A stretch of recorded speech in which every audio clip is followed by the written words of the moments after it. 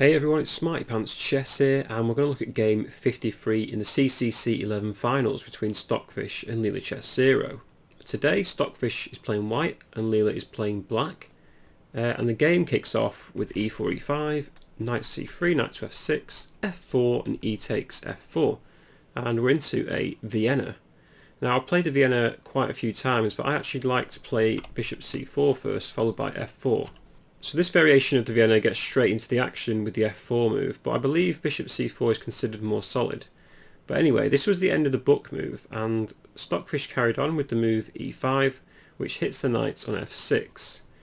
Now there's two moves here, but actually one of them is terrible. Queen e7 is one move, but white gains a supreme advantage with the move queen to e2. Still attacks the knight, and once the knight moves backwards, white can play knight to f3 and develop.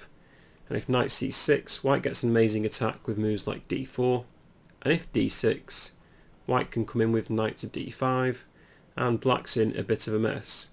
One variation we could consider is queen to d7, and white can play e takes d6, and black's in a lot of trouble. For instance, if queen e6, knight takes c7 is very nice for white. So rather than play queen e7, black just dropped the knight back to g8, Stockfish played knight to f3 to develop. Another move to be considered for white is d4, but I think black gets a nice game with queen h4 check, and the point is white can't play g3 because this pesky pawn on f4. King e2 is pretty much forced. Black can play d6, knight to f3 to attack the queen, but then bishop g4, and black gets a relatively nice game. So for this reason, in this position, white always plays knight to f3 to cover the h4 square against the queen. So Leela played d6, Stockfish played queen to e2. Again, d4 was an option for white here if they wished to play it, but instead Stockfish went queen e2. Threatens to play e takes d6 with check. Leela blocks the e file with bishop to e7, and Stockfish continues developing with d4. Black takes on e5, and Leela follows in with queen takes. So now white's attacking the g7 pawn. So black has to play knight to f6, and Stockfish finally regains their pawn with bishop takes f4, and now the queen attacks c7, so Leela pushes it up, and Stockfish develops their piece with bishop to c4.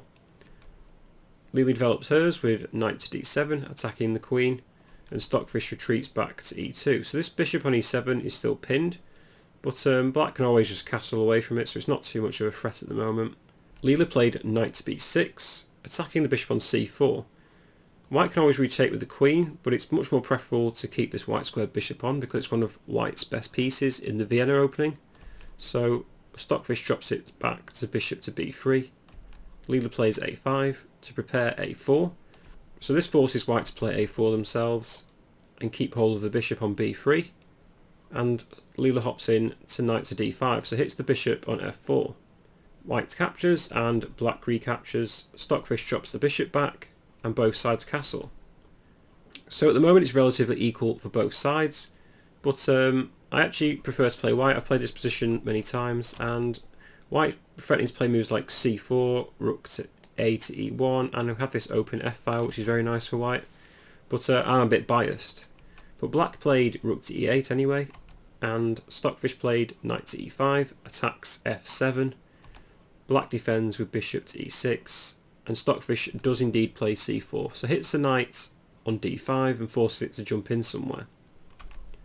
Leela plays it to b4, and to protect d4, Stockfish plays rook a d1, and now maybe even threatens to play d5 in some variations. For instance, if black's really passive here with like h6, then white can play d5 and has an amazing game. After c takes, there's c takes, knight takes d5, bishop takes d5, bishop takes, and then finally white can play queen to b5, pin this bishop against the queen and has two pieces attacking it, so black will lose material in that variation. So c4 is a very nice move, followed by rook a d1. But here black played bishop to d6, so using the e file against white's queen, white plays queen f3 to sidestep it, and queen to d7 from Leela. So it looks as though black might even be preparing to play c5 here, and this would really limit white's structure, and you create a nice outpost for this knight on b4. If c5, I guess white will have to play d5 and move their bishop away, but this doesn't seem too bad for black. But instead, Stockfish played c5 themselves, attacks the bishop on d6. Leela takes, and Stockfish recaptures with the bishop, attacks the queen, which moves to d7. And now white's got an amazing bishop on e5. It's really strong, and straight away Stockfish uses this to their advantage with queen to g3, threatening mate on g7. g6 is pretty much forced, and white plays rook to f2, maybe preparing to double on the f file. So Leela takes the bishop on b3. I think that was a good move because the white square bishop was quite pesky for black. The queen recaptures and queen d5, so Leela really wants to trade queens now. But Stockfish keeps them on with queen to g3, because now white's plan is simple. They're dominating the dark squares, and if they can hop in to queen h4 followed by queen h6, they can threaten mate on g7. So black's structure is very weak at this moment, and Stockfish definitely has the advantage. Leela played rook a to d8, and Stockfish is actually quite patient.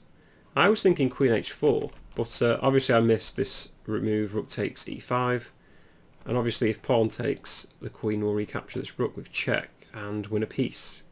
So white has got to be patient and be rather careful. Stockfish played bishop f6 then, attacking the rook on d8. The rook moves, and Stockfish actually drops the rook back to defend this d1 rook as well. So they've connected the rooks together. I think this makes a lot of sense. There's no cheapos for black to exploit. Instead, Leela plays knight c2. White plays rook to d3. Leela plays queen to e6. And finally Stockfish plays queen h4, preparing queen h6 with mating ideas. h5 from Leela, and now queen g5. So still white is threatening to play queen h6. And Leela plays knight to b4, attacking the rook on d3. Queen h6 now is definitely possible, because I thought it was wins, but it doesn't.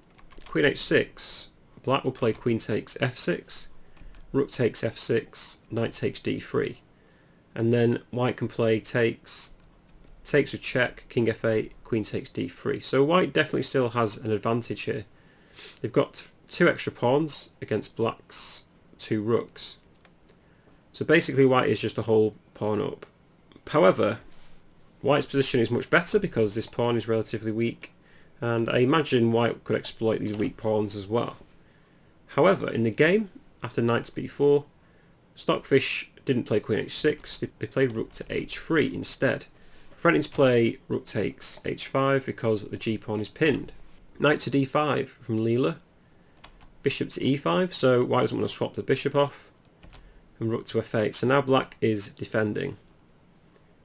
And now I was thinking rook takes h5, which actually does do rather well for white, because after f6, white can play rook h6. The point is that if f takes g5 here, white can play rook h8, which is mate. So after rook h6, if black plays rook to g7, white can play rook takes g6. And if queen f7, there's rook takes g7, queen takes, king takes, and bishop drops back. So again, here white is actually 2 pawns up with a 1 endgame. So my move rook takes h5 wasn't too bad, but maybe Stockfish improved upon it with rook to f3. f6 was played by Leela, and now white just comes crashing in with queen takes g6, rook g7, and Stockfish played queen h6. If f takes e5 here, then queen takes e6 with check, just wins. So queen d7, now maybe f takes e5 is threatened. So rook to g3. Again, if f takes here, white actually wins with rook takes f8, king takes, queen h8, king e7, and rook takes g7, and we'll pick up the queen a move later. So there's a lot of pesky tricks for black to deal with. h4 was played by Leela in the game, and Stockfish just took it. Queen e6 from black. Again, if the bishop gets taken, the same variation will occur with rook takes f8 and queen h8. So queen e6 from Leela, rook takes g7, check, king takes, and queen to g5. The f pawn is pinned by the bishop.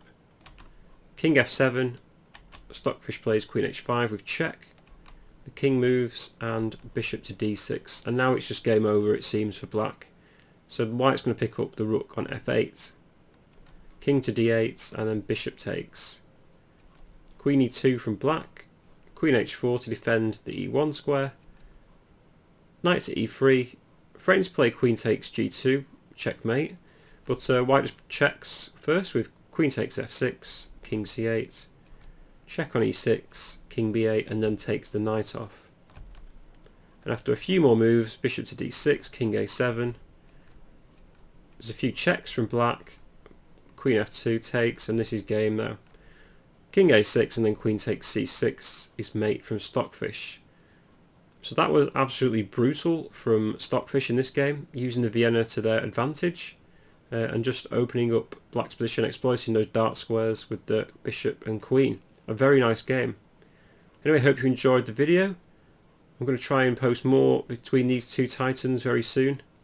In the meantime, if you haven't already, please drop a like, comment or subscribe to the channel if you want to watch more chess videos in the future. I think my plan is to finish up with Leela and Stockfish and go through all their final games and then hopefully get onto some good human chess. Anyway, I'll see you next time.